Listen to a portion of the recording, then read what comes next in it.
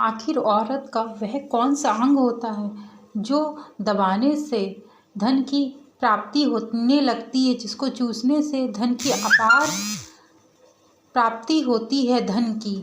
जो भी व्यक्ति औरत का यह अंग स्पर्श करता है या छूता है तो उसके घर में अपार धन की प्राप्ति होती है और सदैव के लिए माता लक्ष्मी उसके घर में निवास करने लगती हैं और भगवान विष्णु का भी उनको आशीर्वाद प्राप्त होता है। दोस्तों, आज अपनी वीडियो के माध्यम से मैं आपको बताऊंगी कि यदि कोई पुरुष, उसका जो पति होता है, वह अपनी औरत का यह शरीर का यदि यह अंग स्पर्श करता है तो उसके घर में अपार धन की प्राप्ति होती है। तो वीडियो शुरू करने से पहले आपको मैं एक बात बताना चाहूँगी कि यदि आप मेरे चैनल पे नए जुड़े हैं तो चैनल को लाइक सब्सक्राइब करना मत भूलिएगा और यह वीडियो अंत तक देखिएगा, क्योंकि कोई भी कहानी हो या कोई भी बात हो, जब तक आप अंत तक नहीं सुनेंगे तब तक आपको उसका अर्थ और महत्व दोनों ही समझ नहीं आएगा। दोस्तों, एक गांव की बात है। एक गांव में श्यामलाल का एक व्यक्ति रहता था। वह बहुत ही निर्धन था। वह अपनी पत्नी से बहुत परेशान था। वह पत्नी उसकी हमेशा को ताने मारा करती थी क्योंकि वह बहुत गरीब था। कहती कि तुम्हारे घर में खाने को ही क्या है। दोस्तों, वह बहुत गरीब था, इसलिए उसके घर पे भी खाने के लिए कोई सामग्री नहीं रहती थी। जैसे तैसे वो गुजारा कर रहा था। उसमें उसकी पत्नी भी ताने मारा करती थी कि तुम एक गरीब हो, कहाँ से मैं शादी करके मैं तुम्हारे पास आ गई और मेरी ज़िंदगी बर्बाद हो गई है। दोस्तों, एक तो घर में दाना नहीं, दूसरा पत्नी का ताना इतना होता था कि वह बहुत परेशान हो चुका था अपनी ज़िंदगी से। दोस्तों, उसे समझ में नहीं आता क्योंकि उसकी बुद्धि बिल्कुल भ्रष्ट हो चुकी थी। एक दिन वह अपने घर से निकल आया और एक सुनसान रास्ते पे जा रहा था और जाते समय उसको एक महात्मा तपस्या करते हुए मिले। तो रामलाल था, वहाँ जाकर बैठ जाता है और जैसे ही उन महात्मा की तपस्या खत्म हुई तो वह जोर जोर से उनको देखकर रोने लगा। तब महात्मा कहते, कहो क्या बात है, कहो पुत्र क्या बात है, तुम क्यों इतने दुखी हो। तब रामलाल कहता है कि हे महाराज, मैं गरीब हूँ। मैं कितने भी परिश्रम कर लूँ लेकिन मुझे धन की प्राप्ति नहीं हो पाती है। बार बार मेरी पत्नी है मुझे ताना मारा करती है।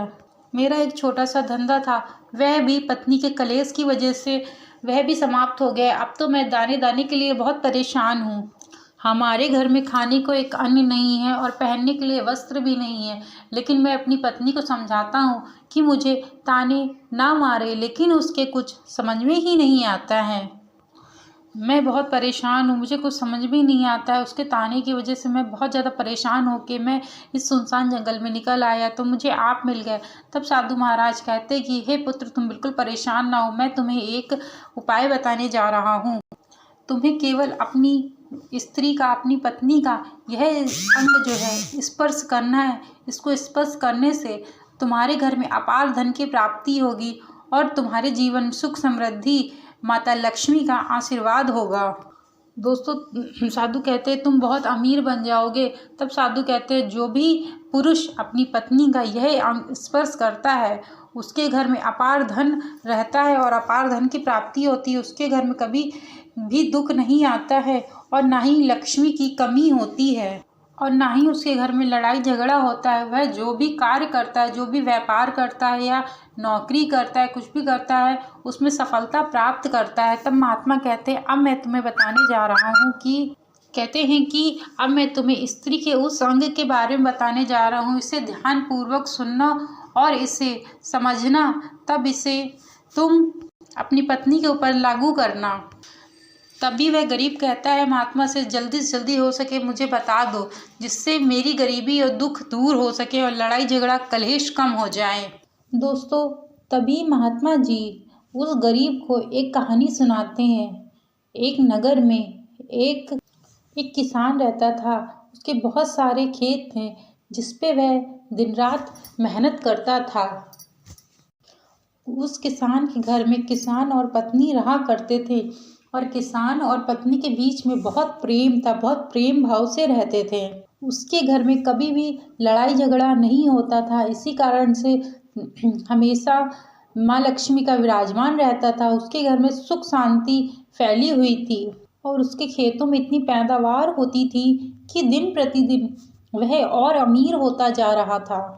उस किसान और पत्नी में इतना प्रेम था कि वह आसपास के लोग उसको देखकर जलते थे और कहते थे इन दोनों पति पत्नी के बीच में कितना अपार प्रेम है। धीरे धीरे यह बात पूरे नगर में फैल गई कि किसान और उसकी पत्नी के बीच में बहुत प्रेम है।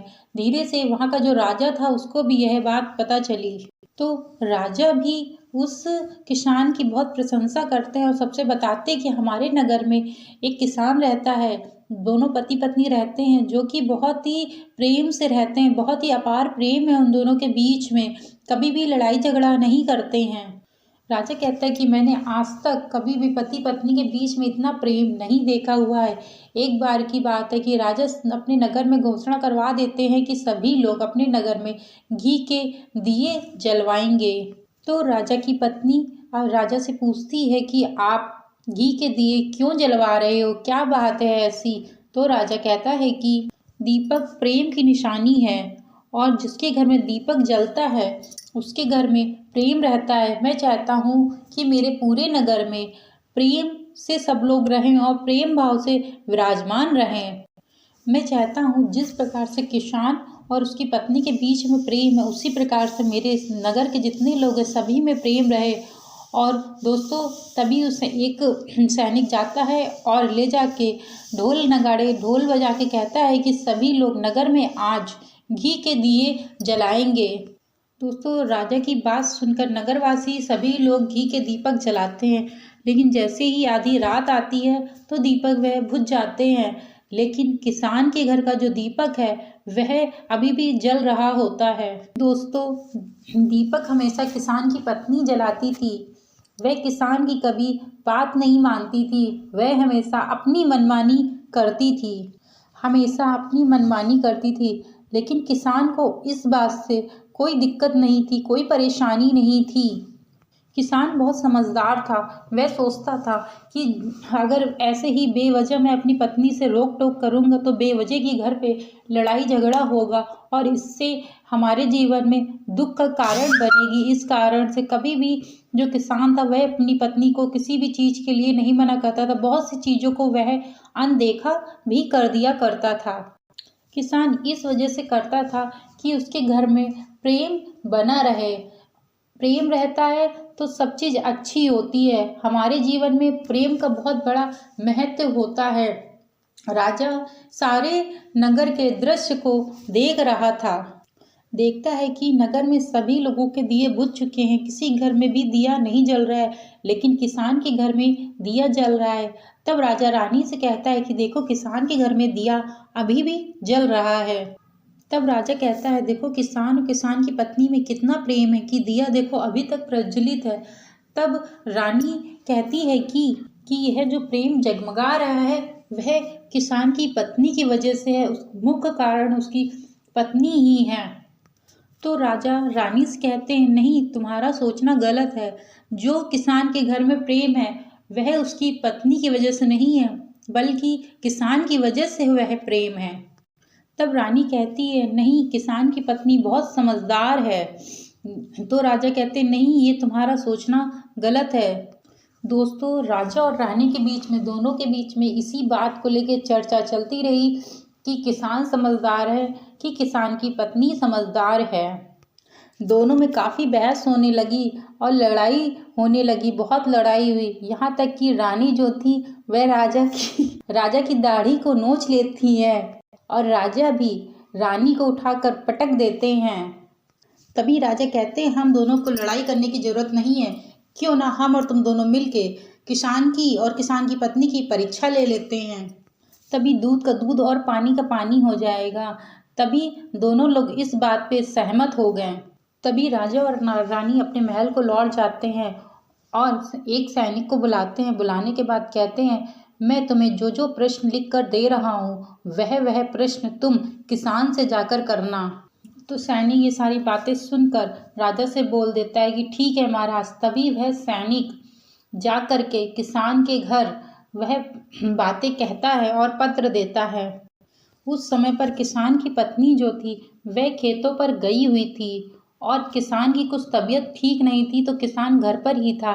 तभी जब सैनिक पहुंचता है तो वह उसको किसान मिलता है और ले जा कर के बातें कहता है और पत्र को दे देता है जिस पे राजा की सारी बातें लिखी हुई थी। तभी किसान कहता है कि कहो सैनिक कहता है कि मैं राजा के दरबार से आया हूँ। तो किसान कहता है कि कहो किस लिए आए हुए हो। तो उसको अंदर बैठाता है, पानी पूछता है। तभी सैनिक कहता है कि नहीं, तुम कुछ भी मत लाओ, मैं राजा का सेवक हूँ, मैं तुम्हारे लिए उनका संदेशा लेकर आया हूँ बस। तभी किसान सैनिक से कहता है कहो किस लिए तुम्हें राजा साहब ने भेजा है, कहो उनका संदेश मुझे बताओ। तभी सैनिक कहता है यदि तुम अपनी पत्नी को छोड़ दोगे तो राजा साहब तुम्हें बहुत सारा हीरे जवाहरात, बहुत सारा सोना, इसके अलावा बहुत सारा धन तुम्हें देंगे। राजमहल का आधा हिस्सा भी आपको दिया जाएगा और खूब सारी जमीन दी जाएगी। लेकिन किसान ने जो बात कही यह सुनकर सैनिक आश्चर्यचकित रह गया। तभी किसान कहता है कि राजा जी, अपना महल, पूरा साम्राज्य क्यों ना मुझे दे दे, लेकिन मैं अपनी पत्नी को नहीं छोड़ूंगा। जाओ तुम अपने राजा से ऐसा कह देना जाके।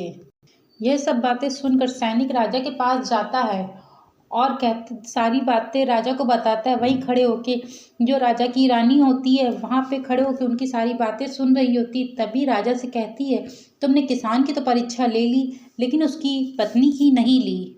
इससे हम कैसे समझ सकते हैं कि कौन ज़्यादा समझदार है।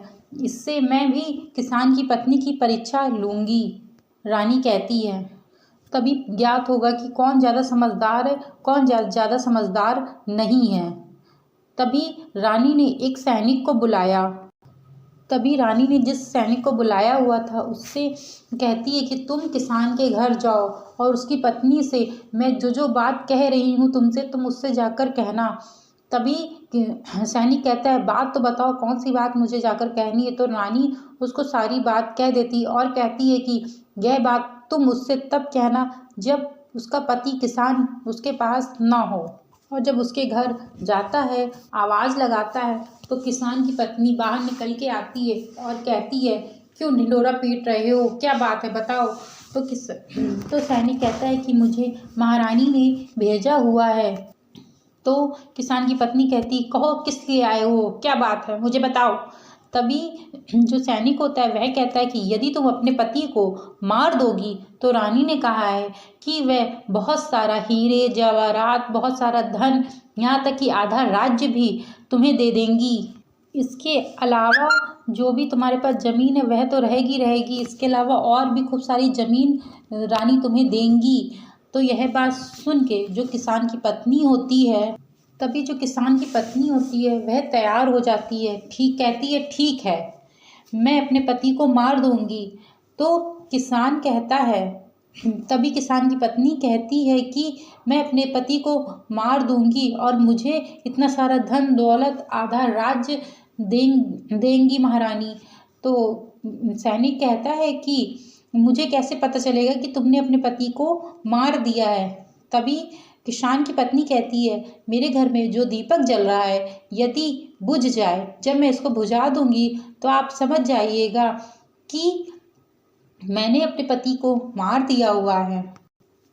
अब जो सैनिक होता है यह सारी बातें सुनकर रानी के पास जाता है और कहता है कि सारी बातें रानी को बता देता है। रानी ये सब बातें सुनकर बड़ी आश्चर्यचकित रह जाती है। तभी राजा और रानी को स्त्री जात से बहुत नफरत होने लगती है और राजा जो होता है वह नगर के सभी लोगों को बुलाता है और कहता है कि मेरी वजह से किसान की मृत्यु ना हो जाए, तुम लोग सब कुछ जा करके उसको बता दो। जाओ तुम लोग तुरंत जाके किसान को बचा लो। तो इधर जो राजा के सैनिक और जो लोग होते हैं वह जाते हैं और सोचते हैं कि जब किसान की पत्नी रात में अपने पति को मारेगी और दिया बुझाएगी उसके पहले ही हम उसके घर में पहुंच जाते हैं। सोचते हैं कि मरने से पहले ही हम लोग जाके किसान को बचा लेंगे। लेकिन जैसे ही किसान के घर जाते हैं तो देखते हैं कि किसान तो मरा पड़ा हुआ था। तब सैनिक उस किसान की पत्नी से कहते हैं कि तुम्हें तो रात में मारना था किसान को, तुमने अभी क्यों मार दिया। तभी किसान की पत्नी कहती है मुझे तो उसको मारना ही था तो मैंने मार दिया, रात में तो केवल दिया ही बुझाना था। तभी दौड़ते दौड़ते सारे सैनिक जाते हैं और जा करके राजा और रानी को सारी बात बताते हैं। तभी जो राजा होते हैं वह बहुत ही क्रोधित हो जाते हैं, आग बबूला हो जाते हैं गुस्से के मारे। तभी सैनिक से कहते हैं जाओ तुम किसान की पत्नी को बंदी बना करके ले करके आओ। जब उस स्त्री को बंदी बना के सैनिक लाते हैं तो राजा पूछता है कि तुमने उस अपने पति को क्यों मारा। तब किसान की पत्नी कहती है मुझे तो उसको पहले ही मारना था, बस मैं एक मौके की तलाश में थी। तभी जो किसान की पत्नी होती है कहती है कि मेरे साथ वह बहुत खराब व्यवहार किया करते थे। तो राजा कहता है कि वो तुम्हारे साथ ऐसा कौन सा खराब व्यवहार किया करते थे। तो किसान की पत्नी कहती है जो मेरी नाक का ऊपरी हिस्सा है वह दबाया करते थे और एक काम और किया करते थे, और जो कान का पीछे वाला हिस्सा होता है वह अपनी जीभ से चाटा करता था। तभी राजा कहते हैं कि जब तुम गरीब थे तब किसान क्या ऐसा किया करता था। तो किसान की पत्नी कहती नहीं तब नहीं किया करता था। तो राजा कहते हैं मैं समझ गया किसान ऐसा क्यों किया करता था।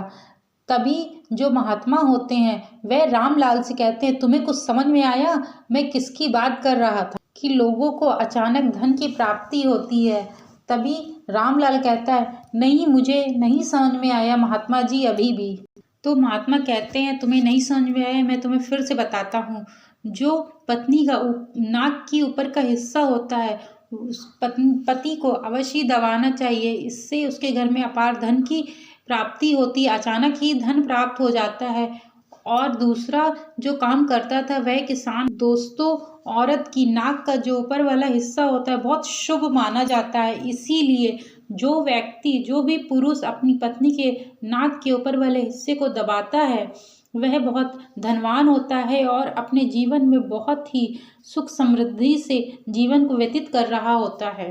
दोस्तों दूसरा है जो भी पुरुष अपनी पत्नी के कान के पीछे वाला हिस्सा अपनी जीभ से स्पर्श करता है उसके लिए भाग्य के द्वार खुल जाते हैं, उसे अपार धन की प्राप्ति होती है। ऐसा इसलिए होता है क्योंकि स्त्री के कान के जो पीछे वाला हिस्सा होता है उसमें माँ लक्ष्मी विराजमान होती हैं और माता लक्ष्मी आपसे प्रसन्न हो जाती हैं। यदि आप ऐसा करते हैं तो आपको अपार धन देती हैं। और आपने एक बात तो अवश्य ही सुनी होगी, औरतें माँ लक्ष्मी का रूप मानी जाती हैं। जो भी व्यक्ति धन जो भी मनुष्य इस धरती पर पवित्र कार्य करता है, यज्ञ धर्म आदि करता है, उसके घर में माता लक्ष्मी विराजमान होती हैं।